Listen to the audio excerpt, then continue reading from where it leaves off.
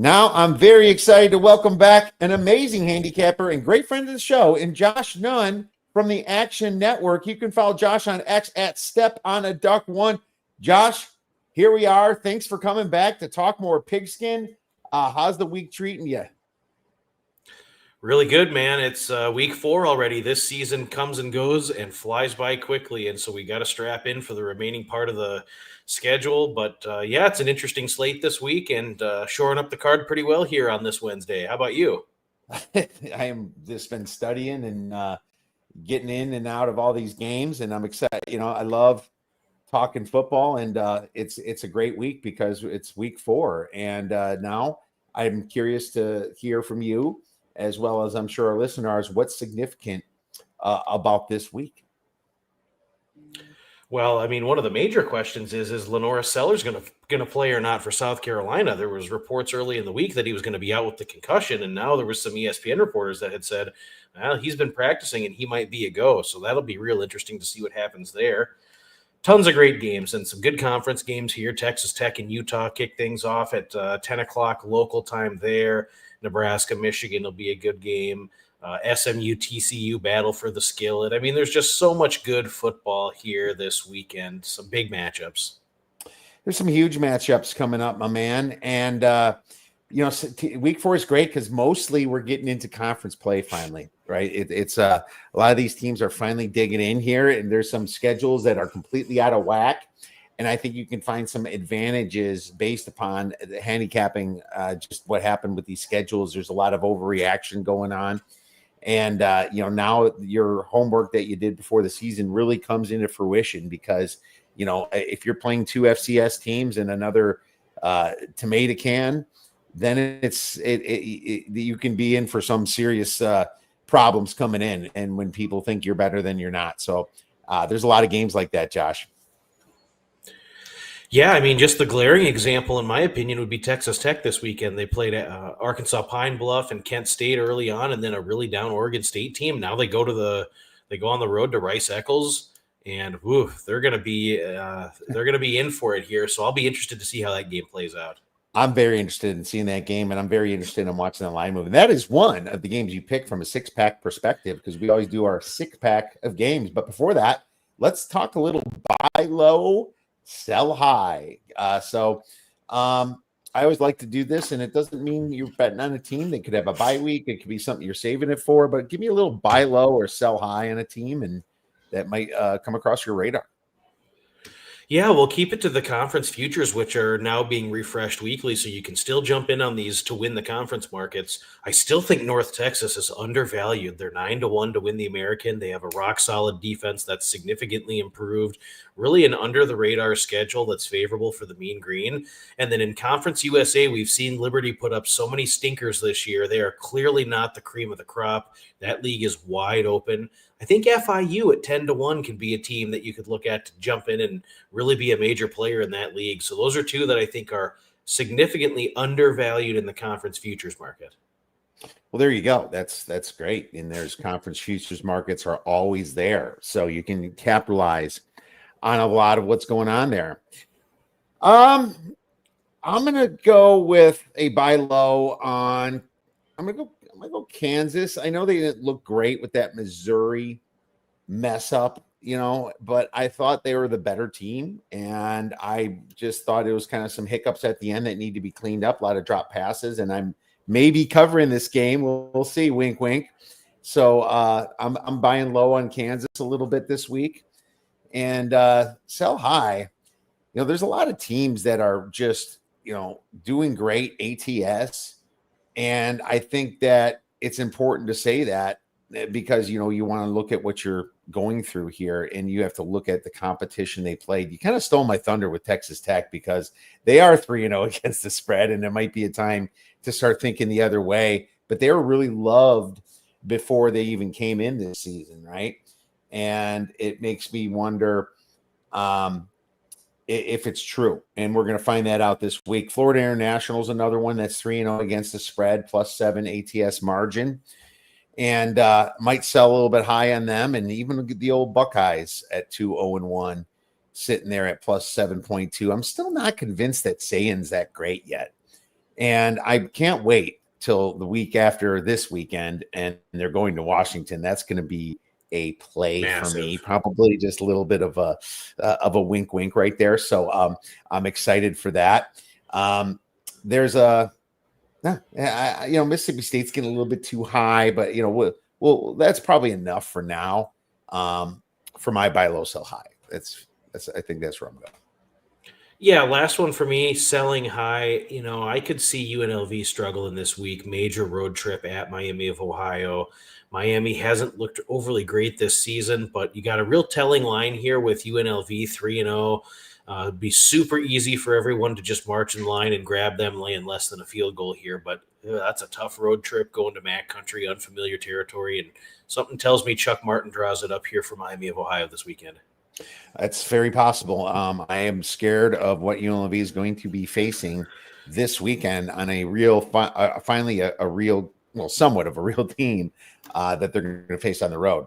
Let's move into our 6-pack of games then, my man. And you picked this one, North Texas versus Army.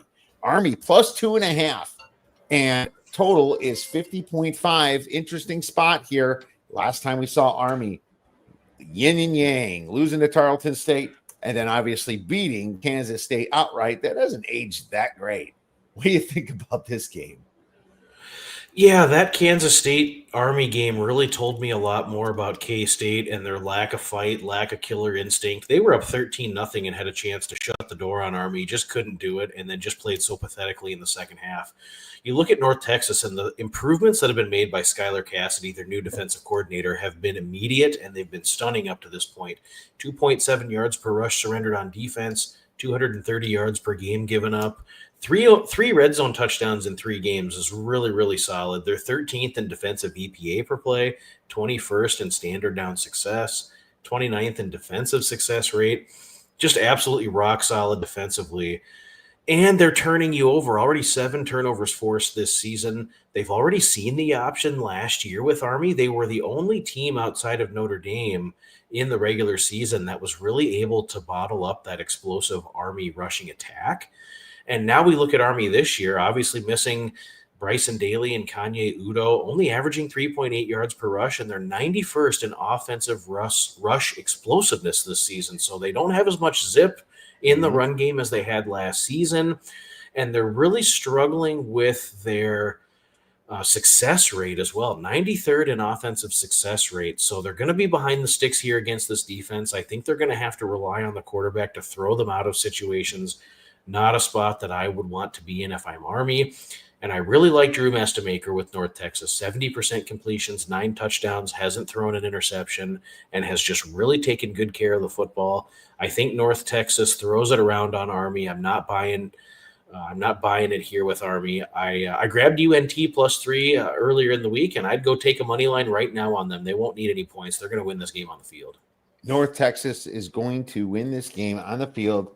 That you heard it from Duck here. What's funny about North Texas? Well, they're on the road, but I'm not super worried about that aspect of it.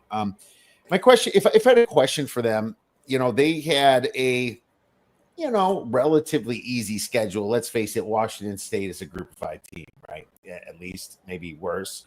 Their defensive rushing EPA is 48th in the nation, and I figured it should be a little bit higher than them on this. Are you at all worried about them facing the option? Well, not really, because they faced it last season and have familiarity with it, and they held Army to 14 points, and now they've got the defensive coordinator who will be able to scheme it up in Skylar Cassidy. Their run defense is going to be fine here. It's going to be – they're going to throw the ball over the top. Army, their secondary gave it up a ton against Tarleton State, who was in a really bad scheduling spot coming off the week 0 game in Portland, Oregon. Then they had to double back to Army on short rest, and Tarleton threw it around on these guys the entire time. Now, Kansas State can't throw it. Their quarterback, Avery Johnson, is quite the athlete, but he's just doesn't have it between the ears to play quarterback in the Big 12, and you're going to take advantage of that Army secondary by throwing it around. I look for North Texas to have a pretty explosive offensive day, and yeah, I think I'm still low on Army. I still think Army is just a barely a 6-6 bowl team. I don't think they're very good. I don't think they're going to have a great successful season in the American Conference, and it really starts on Saturday when they play against North Texas. I have no issue with North Texas being able to scheme it up against the option. Yeah, North Texas has been a nice surprise. Actually, not really for you. You talked about them before the season even started, and I was really respectful of that. You and Brad Powers were on this show talking a little bit about North Texas here, and they already proved that they can win on the road at Western Michigan, which is nice. And allowing only 2.78 yards per rush gives me confidence. Army has been trying to be a little bit more of a passing team with 28 attempts over 2 games, right? I find that weird that Army's throwing the ball so much. Well, they're going to have to do it here too, and they switched quarterbacks too, going away from Dwayne Coleman. So it's going to be interesting to see how the new quarterback takes control of the offense and is able to really run this option offense and gain success, both passing and running the ball. So they're going to go with Cale Helms. I think he's probably a little bit better passer, but not really sure how it's going to look here. It could be a little jerky for Army in the early going against North Texas. Judge says North Texas outright. I agree with you, Judge. Bobby, what's up? Georgia Tech and North Texas and T. That's who he likes. And Bobby jumped in before I even got to the comments. What's up, boys? Thanks for showing up. And I want to say too I want to say something about Bobby, because I like Bobby. Bobby's been on your program here in the comments, and there's a lot of other shows I've been on. And Bobby Newport, he is in the chat, and I love that he's tuned in. He's plugged in. He's a loyal listener. Bobby, we appreciate you. Yes, Bobby, thank you so much. It is so cool to see you, and you are in a lot of places. But that's how I got better. I learned the ropes is going on shows and learning and picking people's brains. And not saying Bobby needs to learn anything. He seems very sharp. So thanks for coming on and joining us, dude. Yeah. So it's so funny. I do. And Bobby mentioned neutering the playbook. The OC doesn't help there. I agree. And I think this is a play on North Texas for sure. North Texas taking care of business, revenge spot from last year with losing 14-3. But when you're stopping Army to 14 points when they were that force last year, they're completely different this year. It tells you a lot. I'm going to be with you on this play, Josh. I agree. Let's move on to the next game. We have Utah versus Texas Tech. I'm trying to do it from time order too. And we'll get to Thursday and Friday after we do our 6-pack. But Utah versus Texas Tech. Texas Tech -3, total 50.5. So to be honest with you, Duck, I know you picked this one, and I think that I know which way you're leaning. I wrote it wrong. It's Texas Tech versus Utah, actually, and Utah is -3. So I did write that wrong. My apologies. I fixed that now. My number is from a power rating is Utah -3.5. So I'm already on that side, but why don't you break it down? I just look at Texas Tech, and they haven't been tested. We really don't know what we're going to get out of this bunch when they face adversity in a hostile environment. Again, 10 a.m. local time kick, Rice Eccles.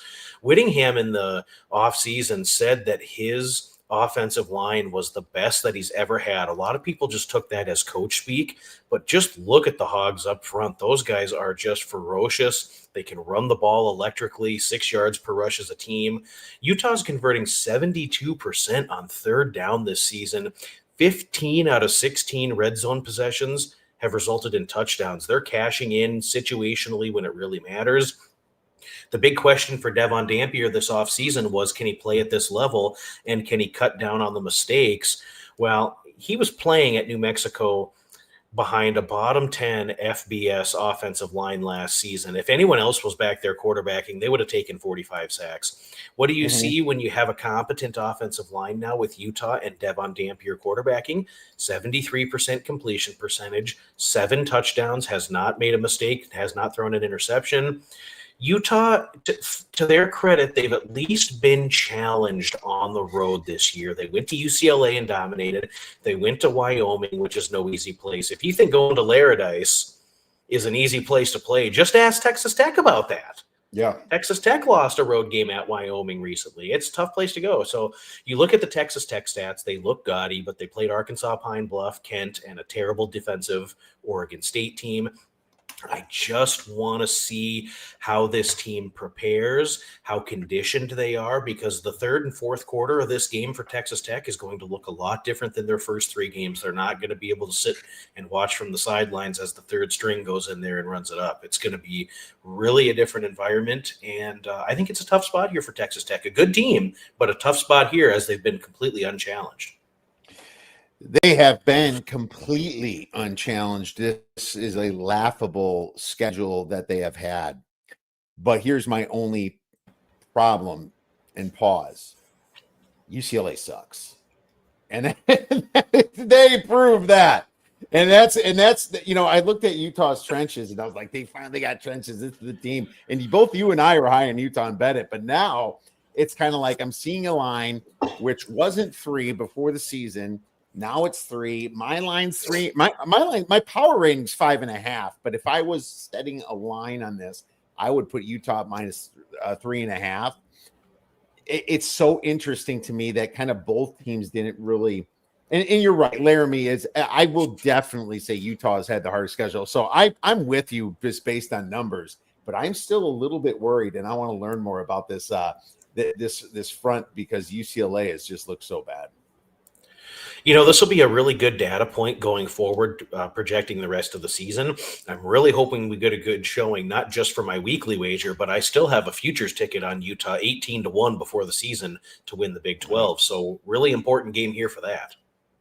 Super important game for that. And, a lot of people, like we said, were high on Texas Tech. Utah number 1 in offensive line yards. I mean, they really pushed it around so far in the trenches, which is really cool to see. They rushing success rate, they're number 1, they're number 7 in offensive line yards. Same, really correlated there, those two stats. Offensive rushing PPA, 7th. They're running the ball really well. They're playing Whittingham type football finally again, right? So that's what makes me love about them. And that's what makes me really excited about them. I am just wondering, I'm just thinking that is Texas Tech going to show their true colors? I don't know. Utah is a tough place to play. I wish this was a night game, right? I wish this was a night game, but still should be good enough to do during the day. I'm with you on this one. I agree with the -3, and that thing's moving. So be careful with that. Let's pick another game. SMU versus TCU.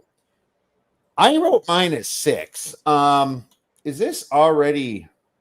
There's a few -6. I wrote 6.5. Sorry.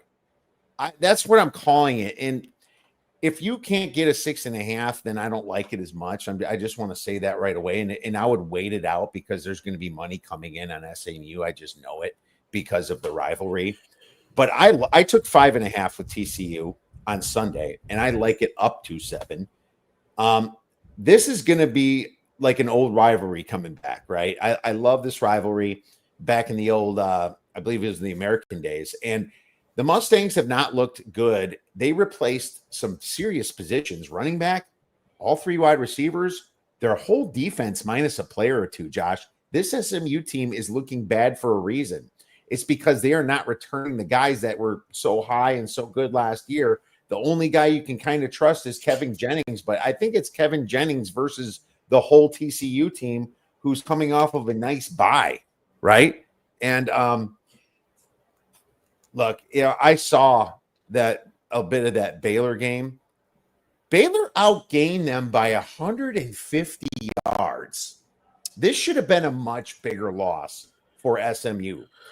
The other 2 data points for SMU was against Tomato Cans, Missouri State, who's a little better than people thought, and an FCS opponent, really less than impressive. Your net yards per play is only 1.16 after having those to boost your stats. That's pretty bad.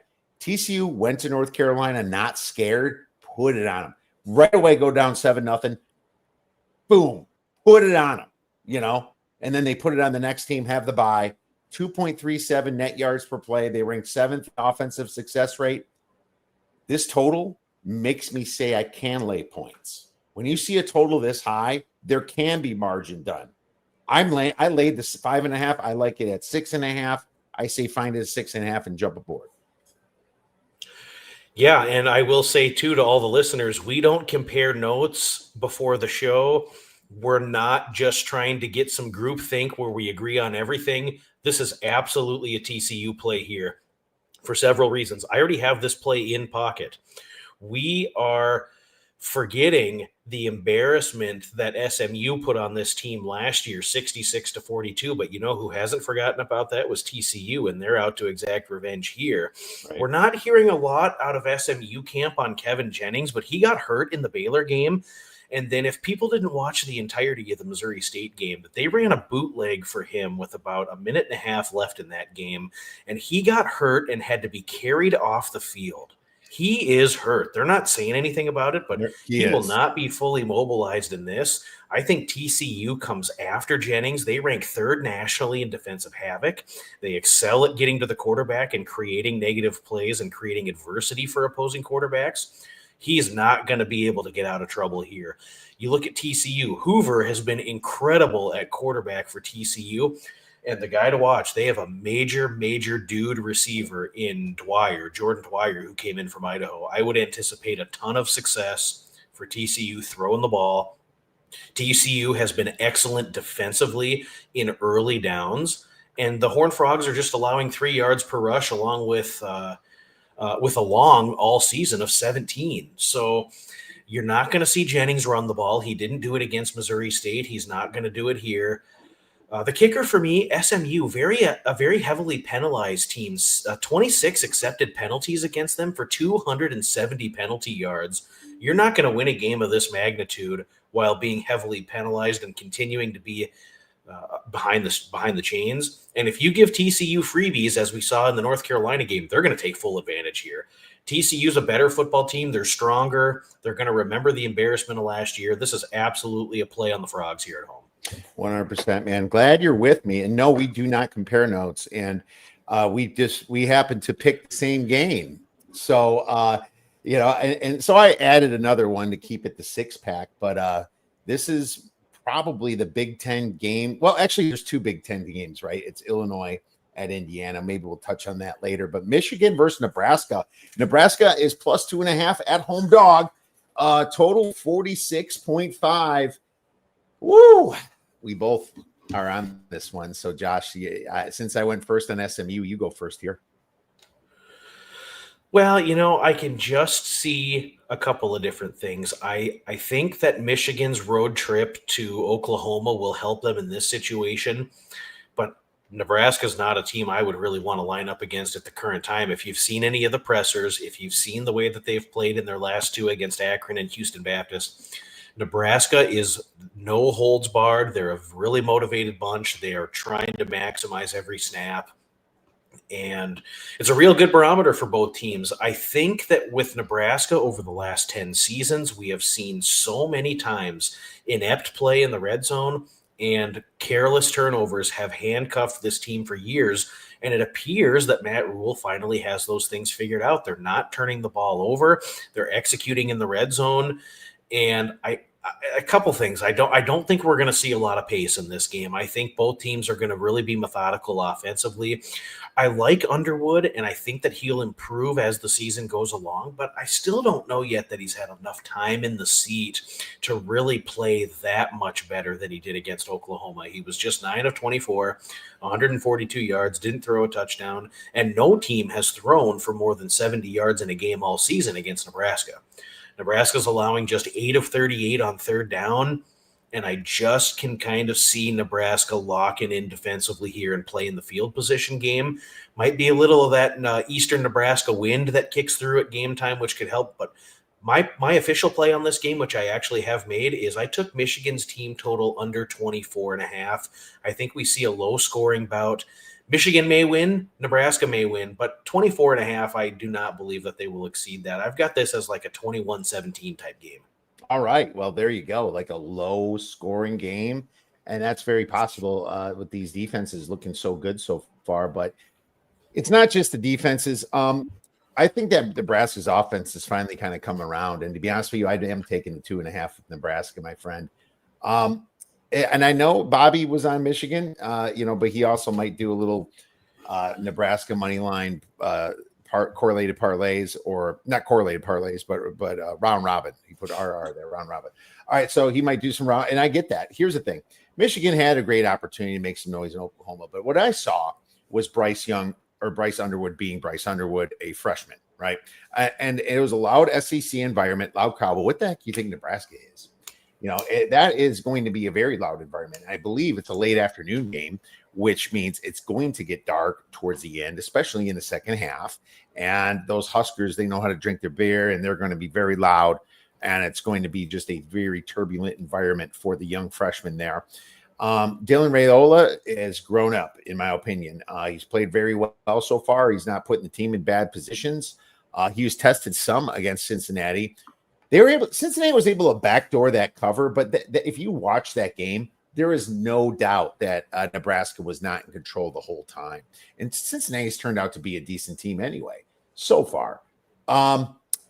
It's hard to compare stats because Michigan has had harder opponents with New Mexico and Oklahoma, but I will say that my power ratings are just too close on these teams. I have them very close. I have them if you even want to throw in Illinois and Indiana, I have them all pretty much bunched up. I'm taking the points here, and I took 4.5, I took 2.5, and I'm waiting to see if this coach here in Sharon Moore is going to keep his job, because I believe he's a lame duck coach that was replacing Jim Harbaugh. That's almost impossible to replace. And until Bryce Underwood can prove to me that he can win on the road in a tougher environment, I will be fading this team. I'm taking Nebraska plus 2.5. So that's what we're doing. Yeah, and the other interesting element, too, is Sharon Moore is not with the team. Biff Poggi is coaching the team, and Sharon was not able to participate this week in practice. So there are some things going on with Michigan that are just going to make it a little bit of a jerky operation for your weekly preparation. So they're just going to have to operate a little bit differently. But the other bottom line is you're going on the road in conference for the first time, and you have a true freshman quarterback who just hasn't had enough time in the seat. Absolutely. And you like the first half under 24.5, you said? No, Michigan's team total under. Michigan's team total. Okay, I want to write that down. GT under. Okay, next, we are moving on to West Virginia versus Kansas. Kansas now 13.5, so I had to write it down at 13.5. I might have a little bit better than that. Total 54.5. I mean, here's the thing. They blew the game. Right. They blew the game against Missouri. Kansas did, as we saw. And I was on Kansas. I had great money. I had a great number. But this is a few weeks back. These kids have had 2 weeks now to think about this. 2 weeks bugging them. There's some drop passes by the receivers, misleading final score, stupid play at the end where, running out the clock, they let the guy get through, and that happens. You're running the clock out, the guy busts through, and he gets a touchdown. That happens more often than people think. The Mountaineers, real strong at, or their only strength, not real strong, their only strength, and it's kind of a strength, is rushing the football. But, dude, why would you only have 4.6 yards per rush when they haven't even played a tough schedule, man? I mean, Pittsburgh, sure. That was, and if you watch that game, Pittsburgh gave that game away. Kansas, they've proven to me that they can put up points, and this is a big spread for a reason. When you saw West Virginia beat Pittsburgh last week, they rushed the field like they won the freaking championship. They just got into the college football playoffs, man. A little early for that against Pitt. Come on, guys. Little early for that. This whole rush the field thing is getting a little obnoxious, Josh. Seriously, It's like Rutgers beats Maryland. Should they rush the freaking field, dude? Seriously? That's kind of how I feel about these teams. But Kansas ranks 19th in offensive success rate. West Virginia ranks 77th. The Jayhawks rank 13th in defensive rushing EPA. Defensive rushing EPA, 13th. That's why West Virginia is not moving the ball. They're going to throw some picks. The Jayhawks stop the Mountaineers easily. This is a blowout situation with the letdown spot. I'm taking Kansas minus the 13.5 for 2 stars. Well, it's a complete letdown spot, and just situational capping will call for West Virginia coming off of a home victory in a big rivalry game in the Backyard Brawl, a game that they had really very fortunate to have won. Pittsburgh gave that game away. They were up by 10 points with 4 minutes to go, couldn't close it out, and couldn't score in overtime. And so that's just the way that one went. Kansas is off the bye. Now West Virginia comes in. Looks like a real downer spot for West Virginia. And I think we'll see this Kansas offense humming. I think we'll see Jaden Daniels get back to what he wants to be on offense. They were kind of limited a little bit at times against Missouri. Missouri did a good job bottling him up in the second half, but this West Virginia defense, I think, stinks. Your best receiver for West Virginia is out. Your best running back, Jaheim White, is out for the season. Just kind of running with no bullets in the chamber if you're the Mountaineers through the kitchen sink at Pittsburgh. I don't see him having a lot left in the tank this week. Kind of a spot to maybe exhale and party a little too hard there in Morgantown and go out to Lawrence and get your ass kicked. The other thing too is you're going to get some rip-roaring Lawrence wind. And if West Virginia is not going to be able to run the football, as you just alluded to with the prowess of Kansas's defense stopping the run, you're not throwing the ball in that 25, 27 mile an hour wind if you're West Virginia. They won't be able to move the ball at all here in this situation. I might have to take a harder look at a West Virginia team total under because I don't see how they move it here. Not just that. Jalen Daniels can run the football, as we've seen a million times. And that's going to be, he does not throw the ball and he runs the ball. That's going to get them plenty of yards in that situation. Yeah. Could be windy out there in Lawrence. So definitely keep your radar on that game. Keep checking the weather. Some of the best angles is when the weather changes and people don't know it's coming right on Friday night, Saturday morning. Get in early and always check the weather first. Let's move on to the final play, the 6-pack, and kind of a sad one for me, Josh. A little bit sad. Wisconsin versus Maryland. It's really Maryland versus Wisconsin. -10. Wisconsin's a home favorite of -10. The total's 44.5. Wow. That's a big line move going up to Wisconsin. I was trying to find out what the hell happened here, and I think it's all about this Billy Edwards revenge spot. He transfers from Maryland to Wisconsin, and you're like, why is it moving this much on and first of all, what has Maryland done so wrong to Billy Edwards? It's like the whole team was kind of in shambles last year, but that's not Maryland's fault. That's not I think that this number went way out of whack, and that's why I had to grab it. There is no revenge here. There's nothing that he did wrong, and there's nothing that Maryland did wrong. The data on these teams is very skewed because Wisconsin played a very good Alabama team, but other two teams they played were Miami, Ohio, and Middle Tennessee State. Might as well be FCS teams. Dude, why are they only 0.08 yards per play? This Badgers team. It's like, yeah, you played Alabama, but the other two outliers, you're sitting there at almost dead even yards per play. And looking at the advanced metrics, it's pretty bad too. Maryland played 3 cupcakes, but at least they're over a yard, 1.28 yards per play.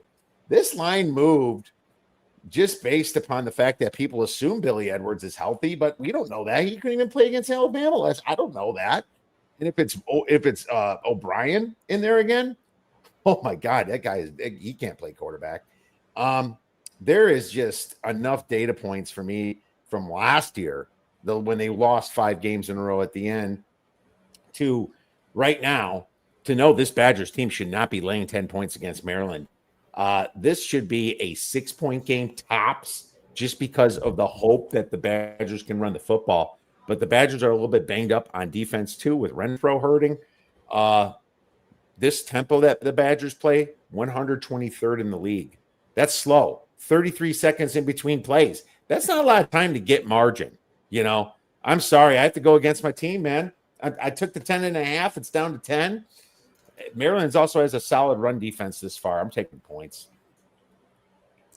So let me ask you this, because Maryland could not run the football against Northern Illinois, and Maryland won the game big against Florida Atlantic because FAU threw 6 interceptions and were stopped on down 5 times. So it's almost equivalent to 11 turnovers. How many points is Maryland going to score on that defense if they can't run the football and they have a true freshman going into Camp Randall in that environment on the road trying to get the ball down the field? I just would like to know how many points Maryland is going to score here, because with the side and total, the way it is, you're talking about a game that's going to be projected 27-17. Looks like an under here. Looks like a game that the Wisconsin defense can control. They play some field position. I gun to my head right now, I honestly, if I knew for a fact that Edwards was going to play, Danny O'Neal, I want no part of. But Billy Edwards, I would lay it. Now, I just want to know how many points Maryland is going to score because I fear that they won't be able to run the football, and now you're putting a lot on the shoulders of a true freshman quarterback.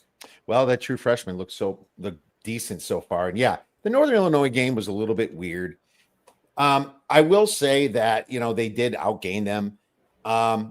Northern Illinois looked bad against Holy Cross, but I kind of feel like they're just kind of saving it for this game. Because if you remember that Northern Illinois last year went to Notre Dame at this time and beat them. So that's what that was on their mind the first game. I don't know how good Northern Illinois is because there's not enough data points. And I feel like they saved it for Maryland and still lost by double digits, 11 points. I'm more worried about Wisconsin scoring against Maryland, to be honest with you, because Maryland right now, not allowing many points to anybody. Third string was in when Towson scored.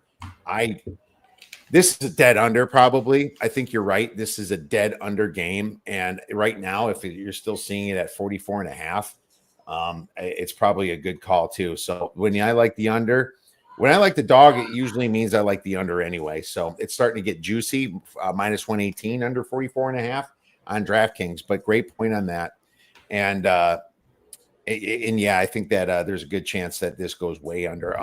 Bobby coached was a football in Western Kansas. When he first moved out there, the AD said, "Yeah, we run the wing tee, and we always will." I asked why, and he said, "Wind." So there you go. That's why. That's what it does get windy on the flatlands. There's just no mountains or hills to stop that wind coming through, and that's why it's such a tornado place, right? It's a very windy place in general. Hodgepodge time, my friend. And wow, there's some awesome games to talk about. I think I don't want to talk about Rice Charlotte too much. Tulsa, Oklahoma State on Friday, Josh. I know you liked Tulsa for a while, but what's funny about this Oklahoma State team is that this is one of the worst Oklahoma, and I thought last year was the worst Oklahoma State team. This is the worst Oklahoma State team I've ever seen. And before you came on the show, I was talking about ATS margin. Well, they're third worst at minus 22 ATS margin, and they've only had 2 games. I mean, Coastal Carolina's 0-3 with minus 24.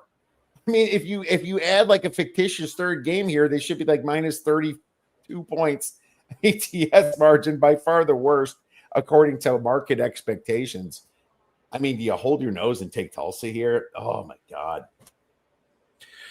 I did. Now, I bet it on the opener when it was 14.5. I still would consider Tulsa at 13.5. I don't see a ton of separation here, and I really don't see a spot for Gundy where he's going to be able to rally the troops during the bye week and try and resurrect their season. There's no bowl game they're playing for because they're going to get just demolished throughout the rest of the way.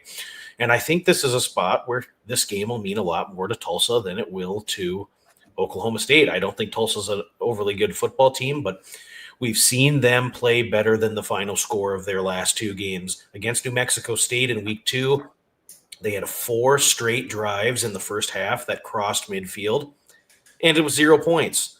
Last week against Navy, they were up 14-0, couldn't hold on, had a couple turnovers. Navy just bled them to death on the ground, 65 rush attempts, and took control of the second half, as Navy has a propensity to do.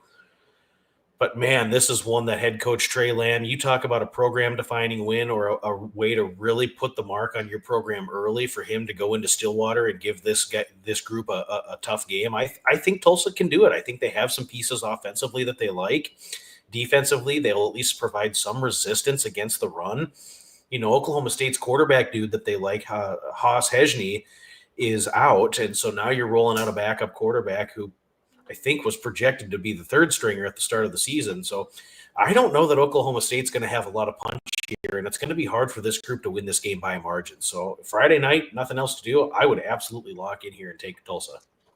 Unfortunately, it's moving down, and here's the thing. My numbers don't say it, and I probably didn't adjust it enough. I had a big adjustment at Oklahoma State, but I mean, after Tulsa played New Mexico State, I lost a lot of faith, so I had to adjust them down a little bit. But if I had to play this game, it'd be Tulsa and maybe even Tulsa money line in this situation. I could see a lot of things happening. Let me ask you this, because you can still get the Power 4 teams in the regular season win market. Oklahoma State's numbers 4.5. They win in 5 games on that slate? No. They go into Kansas and winning? Are they beating UCF? Are they beating Cincinnati, Houston, Arizona, Baylor? Are they beating Texas Tech? Any of those teams? Like, where are the 5 wins coming? Where's 2 wins coming? 2 wins. I mean, where's 2 wins? And where's that 4.5? At DK. At DK, huh? Yeah, Jesus. You can go Oklahoma State under 4.5 right now. And they have where's 5 wins on that schedule? Do they have 1 win right now or none? Yeah, they're 1-1. Okay. So they need 4 more wins, basically. Yeah, I agree. That's probably a great play. I mean, we get so invested in futures and they keep popping up, but money's money, you know. Yeah, wins are huge. Oklahoma State, it's got to be juiced, right? But go to your power ratings quick, and I'm assuming you have Oklahoma State power rated worst in the Big 12. I can go to my wins on my power ratings and just see what their current win total is, where they're at.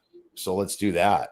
Let's because I don't have Oklahoma State within a touchdown of anyone else in the Big 12. I have them as 6.9 worse than the second team, a second bottom team, which would be Central Florida. I have Oklahoma State 3.22 wins is what I have right now based on their power rating, which I'm still too high on, clearly, because I'm above the minus 11.5, 12.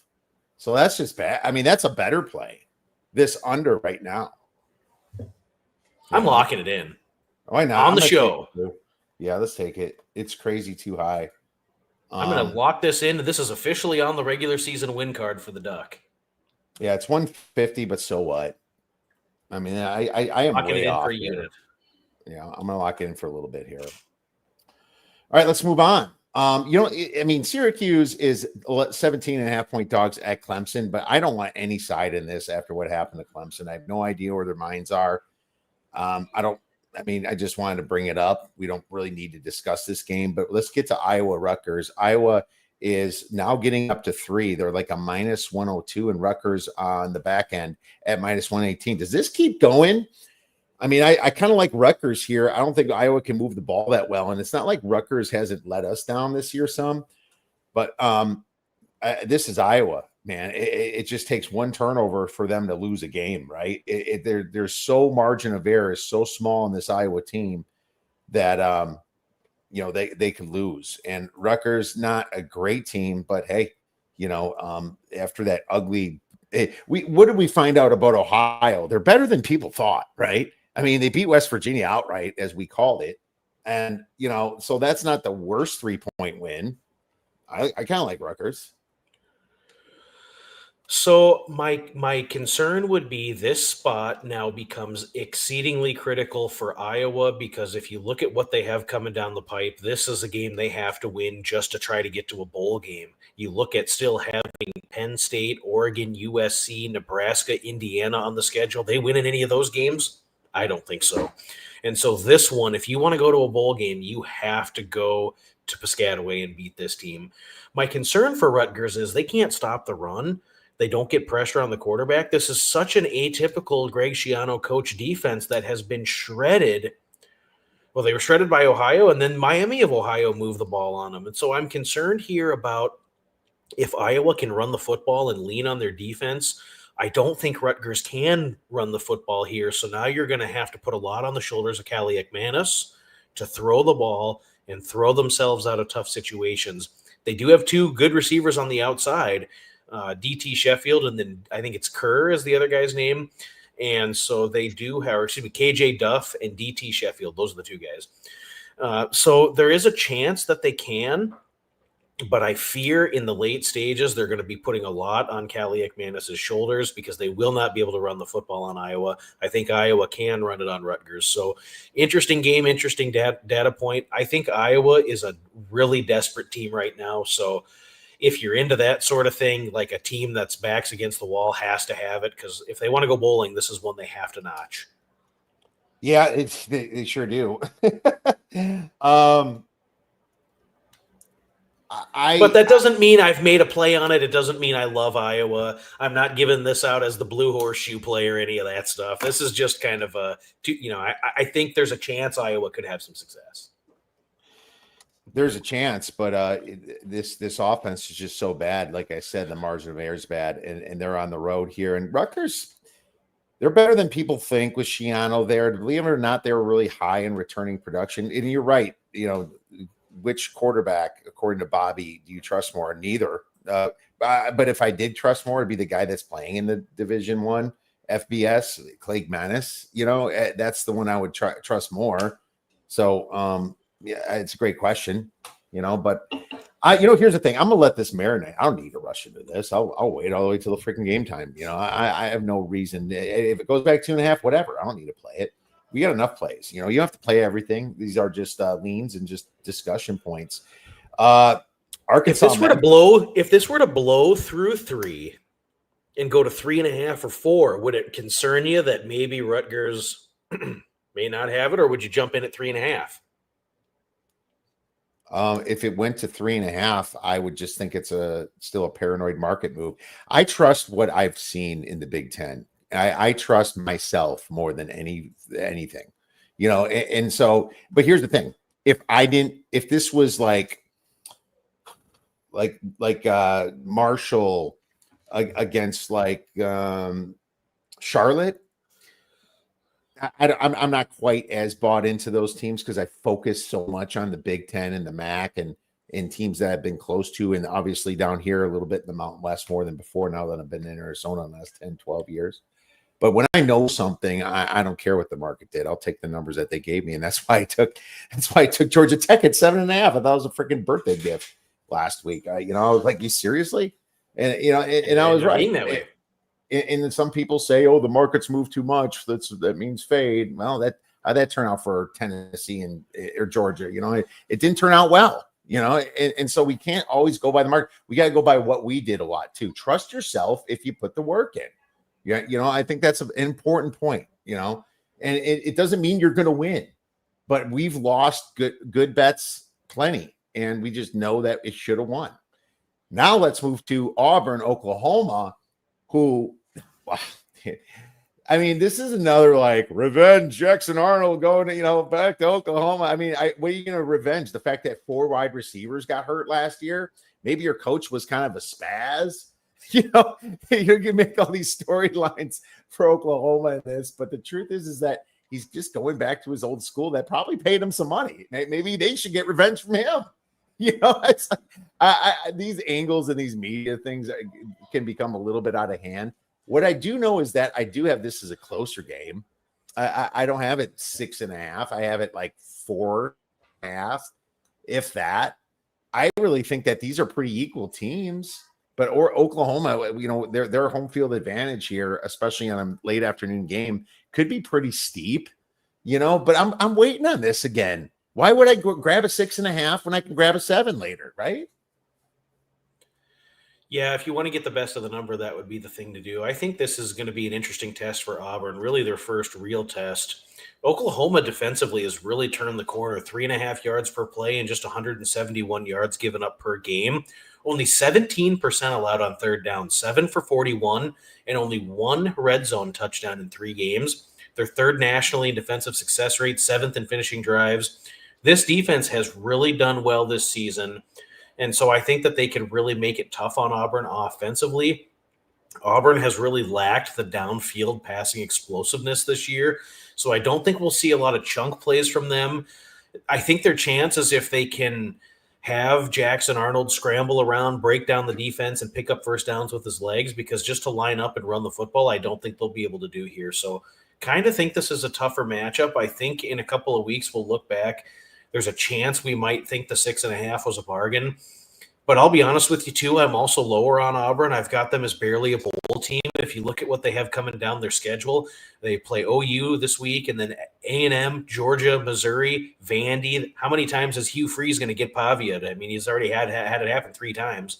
Right. And then they conclude their season with Alabama. So I've got Auburn as a fringe 6 or 7 win team. And I don't know, man. I haven't been exceedingly impressed with what I've seen from Auburn this season. So I would lean Oklahoma to win the game, but that doesn't necessarily mean they're going to cover the number. Right. Yeah. They really opened my eyes against Baylor. It was interesting to see Jackson Arnold run the ball so well. This Auburn team, under Freeze, I expected them to get better. I really expected that. But I didn't expect the offensive coordinator coming with Mateer from Washington State to be this good in the SEC right away.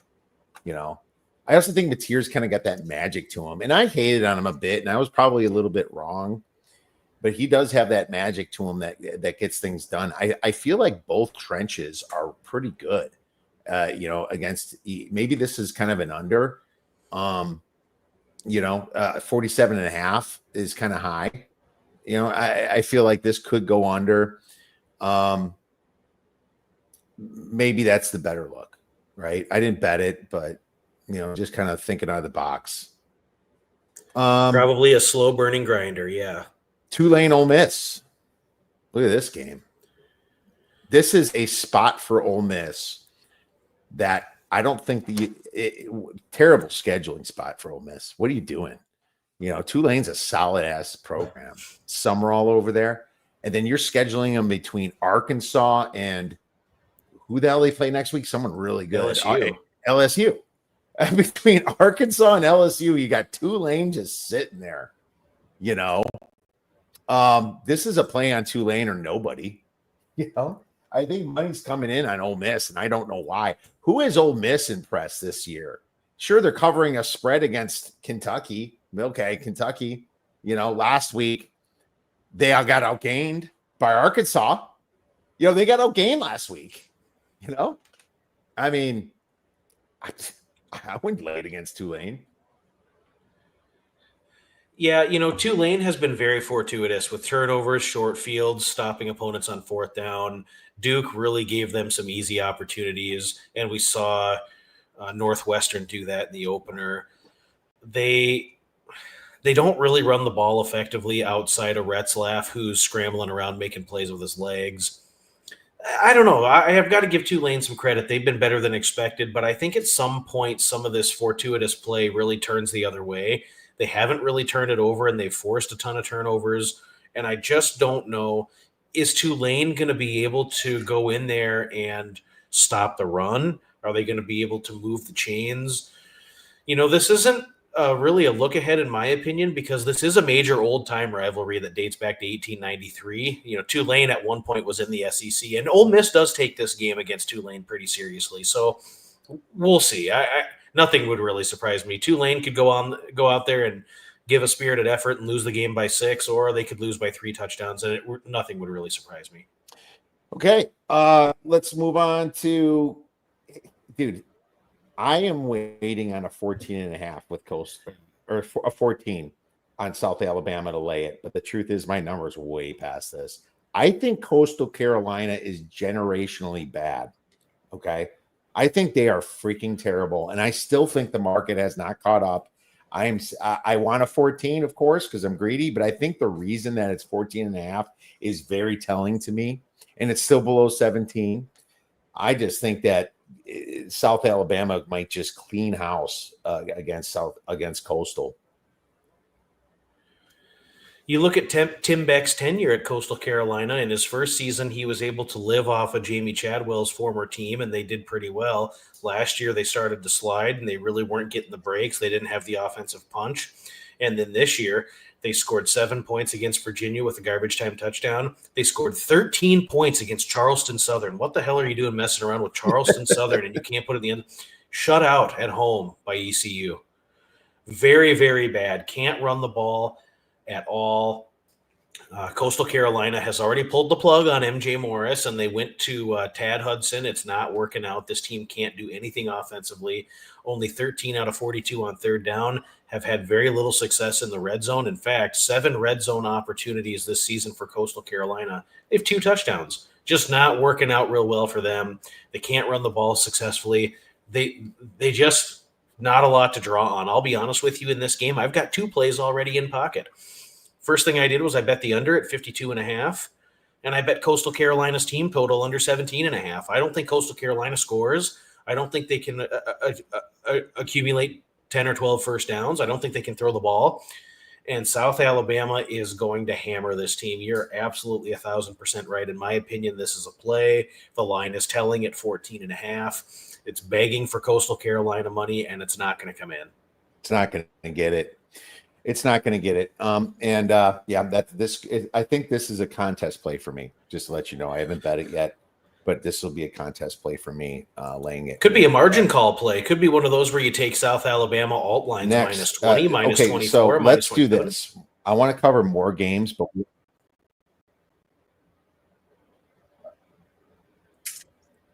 yeah, there you go. Alt line minus 20, something like that, 20.5. So I love that. That's a great idea. Wait for those outlines to come out and see what happens. Illinois, Indiana. I can't believe this is up to 6. What the hell? I mean, no respect in Champaign. I think it's wrong. The line should be 3. Feels like a low-scoring defensive battle where Illinois can stop the run. You there, Josh? Yep, I'm here. There you are. I got you back. Just seems like one of those lower-scoring field goal games. It feels like a field position game where Illinois can go in there and stop the run. And Illinois' defense only giving up 2.6 yards per carry and 74 yards per game on the ground. Illinois, 12 out of 38 third down conversions defensively, so they're very strong in the money downs. And also just 2 out of 6 red zone possessions have ended in touchdowns here. So, yeah, I completely think that Illinois can go in there and at least make this game competitive and close. Just feels like maybe the last team that has the ball kicks a field goal to win. That's what I agree, too. I mean, Illinois has already impressed me, and Indiana, they're riding on last year, and Indiana hasn't beaten anybody yet. So we'll see what happens. 1 sentence per game. Florida, Miami. I think it's an under. Low scoring under. Low scoring under. All right. Georgia State, Vandy. This is a revenge spot for Vandy. Minus revenge spot for Vandy, but also a major exhale spot. I think Georgia State can keep this one tighter than expected.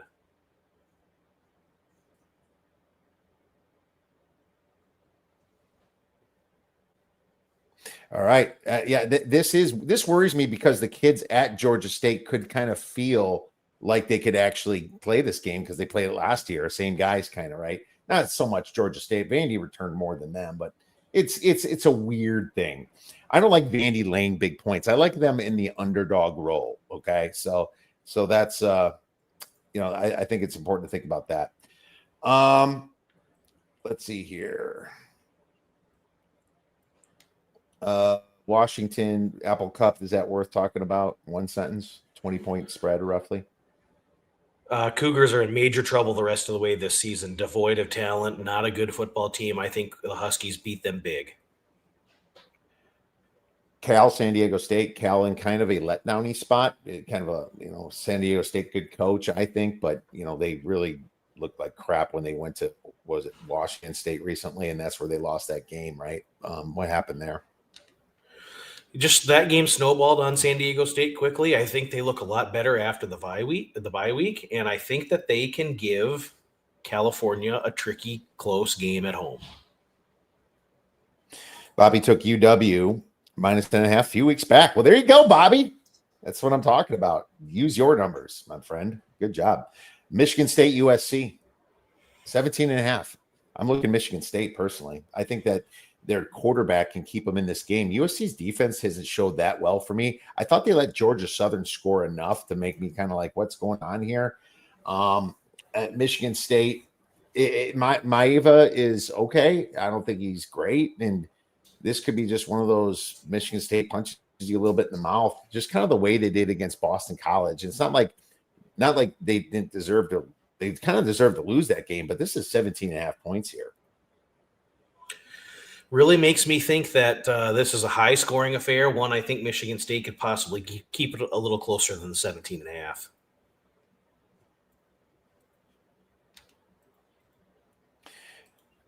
All right, Josh, and Hawaii plus 2.5 against Fresno.